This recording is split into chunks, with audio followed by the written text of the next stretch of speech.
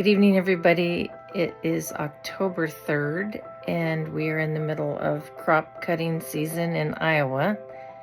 So I'm kind of having a rough go of it. I knew it was coming. The minute they start cutting the corn and beans down, my allergies go absolutely haywire.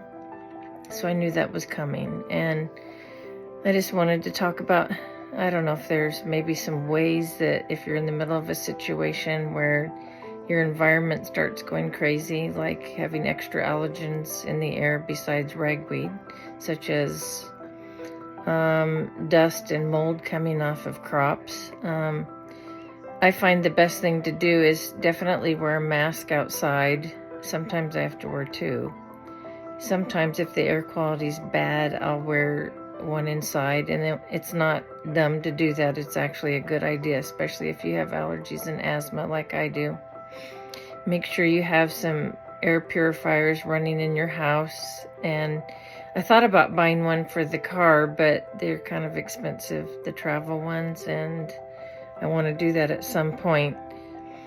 But yeah, it's a rough time of year. I thought I was doing great up until this, like the second week of September, and then suddenly I had just crazy excess mucus coming down, and I thought, here we go, something's going on. And I ended up with a sinus infection.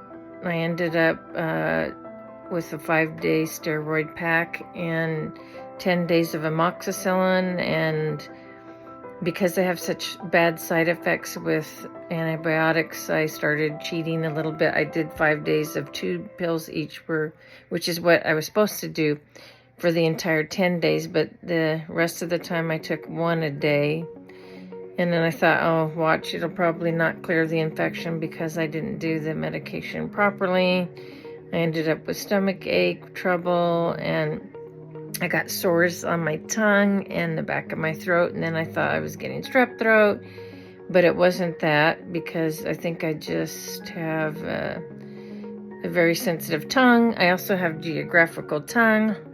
In case you don't know what that is, it's when you have little lines on your tongue, and your tongue can break out with spicy food, and it's benign, it's nothing serious, but it's just a nuisance. You can look it up if you want to see what that's all about. So I was just a hot mess, and I ended up back at the doctor on Sunday because I had also gotten a flu shot, which added insult to injury. I just felt worse and worse. I thought I was over everything, so I got the flu shot, but then that put me in bed a couple days. Went in and I said, do I still have a sinus infection? And he said, no, that's cleared. Even though you took the antibiotics not as directed, it still seemed to clear it. And then I ended up with what's called, I self-diagnosed myself with occipital neuralgia. It's when you have bad posture and you're leaning forward like this, and it pulls on the back of the muscles in your occipital area, causing a headache that comes up and around. And it actually there's been pain for 6 days across and under my eyes, across the eyebrows, and some electric shock sensations going into my eyes. So, yeah, oh my gosh. How can someone become such a mess over a sinus infection, allergies, headache, side effects? It's like a chain reaction of bad stuff happening. And this is why I dread fall every year, because I just think it's coming, and how can I avoid this? How can I stop this from happening? And one fall, I ended up getting pink eye from such bad allergies. And I do get allergy shots too. It doesn't always stop these things from happening when it's pretty severe. And steroids are always rough to be on too, even though it really, really helps. Steroids kind of can get you over the hump if you get in a bad allergy situation. Oh, I'll tell you.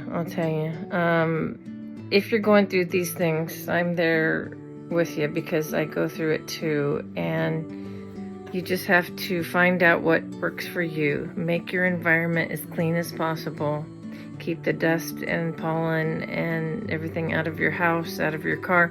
The other thing I do is wash my clothes regular, I just, whatever clothes I was wearing for the day, I put into a laundry basket, get into the washing machine as soon as possible, and then I either wash my hair every day in the fall, or I have to just wet it down and get the pollen out of it, because the last thing you want to do is sleep with that around your face, especially if you have long hair like mine. Some of those things will cut down on the allergies when you're sleeping at night. It'll make a big difference so you don't wake up with congestion and a postnasal drip, which are things I deal with on a regular basis. So, excuse me.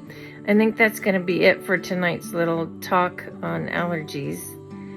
And I just hope that if you have that too, that you are hanging in there, and just know that this too shall pass. That's what I tell myself. These days will pass, and you wake up and you have a great day where you're feeling really great. And today I actually had one of those days, so yay. When that happens, I celebrate. All right, take care, everyone. Until next time.